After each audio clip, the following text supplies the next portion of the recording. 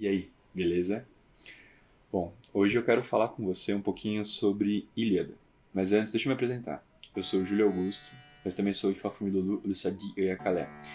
E você sabe que esse canal, além de fazer uma resenha de livros, eu também quero conversar contigo sobre um ponto de vista sempre sociológico, da importância desse livro, e também espiritual, macumbeiro. O que esse livro, ou qualquer livro que eu abordar, ou qualquer assunto que eu abordar, pode impactar o dia a dia de um macumbeiro.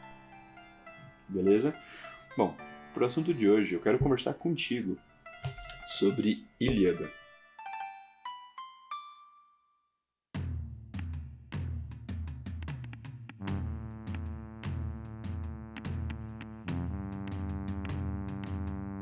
Bom, um ponto importante.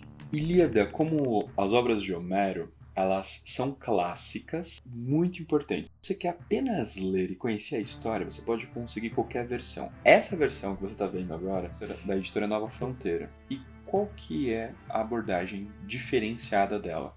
Ela é uma tradução do Carlos Alberto Nunes e ela ainda está em canto. Essa edição ela é bem bonita, só que o fato dela estar ainda em canto é o mais próximo do que a gente tinha ainda no original. E o Carlos Alberto Nunes, esse tradutor, ele é um médico, mas ele se especializou em grego clássico. Então, a forma que ele traduziu os trechos é para ainda preservar o mais próximo daquilo que se estava se esperando nessa frase. Enquanto outras versões de Ilíada está em texto corrido, com uma tradução talvez não seja essa, mas também não importa, porque Ilíada em si, o conteúdo vai ser o mesmo. Ilíada é uma das obras homéricas. Então, eu sei que você já ouviu falar na Guerra de Troia, aquele cavalo com vários soldados dentro. Bom, Ilíada é sobre isso, mas não exatamente sobre isso, tá? A guerra já estava se passando e aí começa a história de Aquiles. Agora, indo direto ao ponto, por que Ilíada é importante? Eu boto fé que você já se pegou se perguntando sobre alguma ação, se você fala, será que estou fazendo certo ao fazer isso? E às vezes, se você olhar na Constituição, nas leis, não tem nada que te proíba de fazer aquilo, mas você tem aquele sentimento de se você deve ou não deve fazer isso. Bom, as obras de Homero, elas são nesse contexto. O que acontece? Por fato de ser cânticos, não se sabe exatamente se Homero ele foi uma pessoa que existiu entre o século IX até o século VIII antes de Cristo na Grécia Antiga. Não se sabe se ele existiu uma pessoa ou foi um coletivo de gente, um coletivo de pessoas que cantavam alguns cânticos que passavam algumas lições para que você pensasse sobre isso. Ou se essas histórias já existiam e Homero foi apenas uma pessoa que compilou essas histórias em formato de um poema clássico que nós temos o primeiro registro disso, né, nesse período. Então nós não sabemos qual dos três objetos do que está sendo falado. Se era uma pessoa que inventou essas histórias, se eram várias pessoas que cantavam isso e aí ganhou o nome de um coletivo chamado Homero, ou se ele é apenas o cara que cunhou tudo isso na Grécia Antiga. Mas fato é, quando você vai conhecer Ilíada, você conhece a obra desta pessoa específica que traduziu uma série de cânticos, ou que cunhou uma série de cânticos, ou que reuniu uma série de cânticos dizendo sobre a ira de Aquiles. Então Aquiles, aquele herói clássico, aquele cara forte pra caramba, que tem o tendãozinho de Aquiles, no meio de uma guerra de Troia, ele fica irado porque o seu amor, ou melhor, o seu grande amigo, o seu grande confidente, uma pessoa muito próxima de si, chamado Patroclo, ele morre. E ele fica tão irado, mas tão irado, mas tão irado, que ele quer ir naquele momento para cima do exército inimigo, o exército de Heitor. E aí, Odisseu, memorize esse nome, que vai ser importante.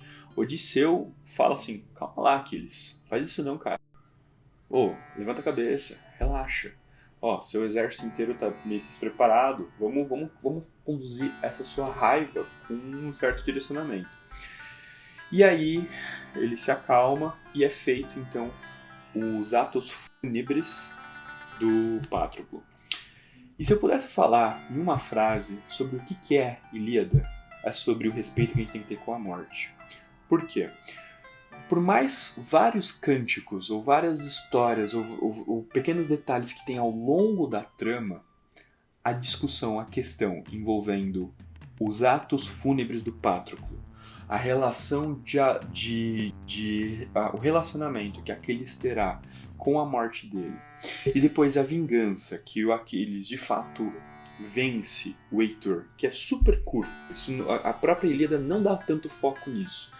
Mas depois, a relação que o Aquiles tem com o corpo de Heitor, negligenciando o corpo, não respeitando o corpo, porque assim como o Patroclo teve um funeral e o Heitor não é digno de ter esse funeral porque Aquiles não permite, isso tudo vai dando para nós uma noção de que a relação com a morte, ela precisa ser uma coisa respeitável.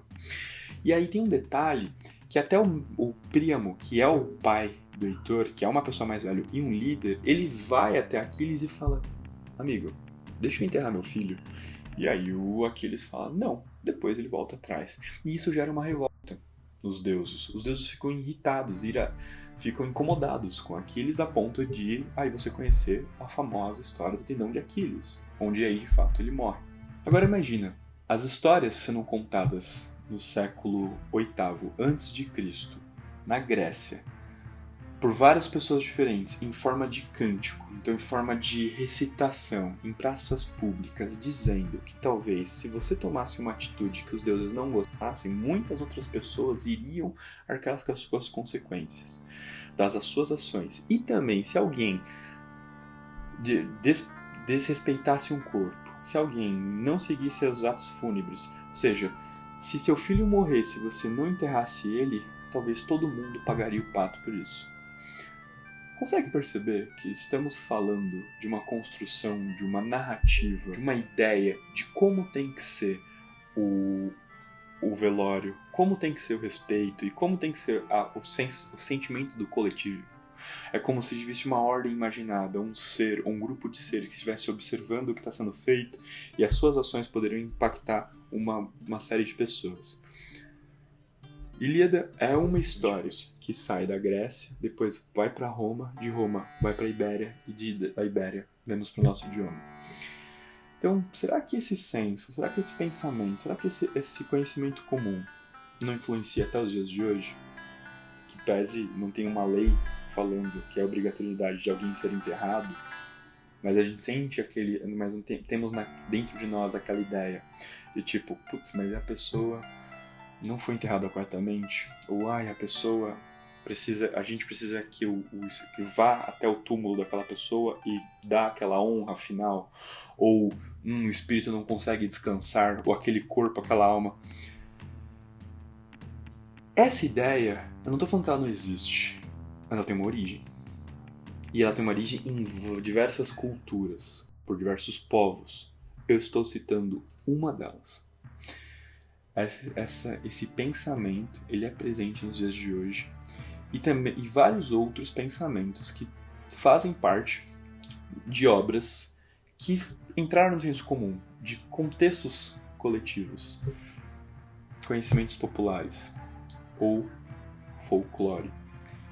E até hoje temos dentro de nós. Bom, espero que você tenha gostado. Esse foi um resumo.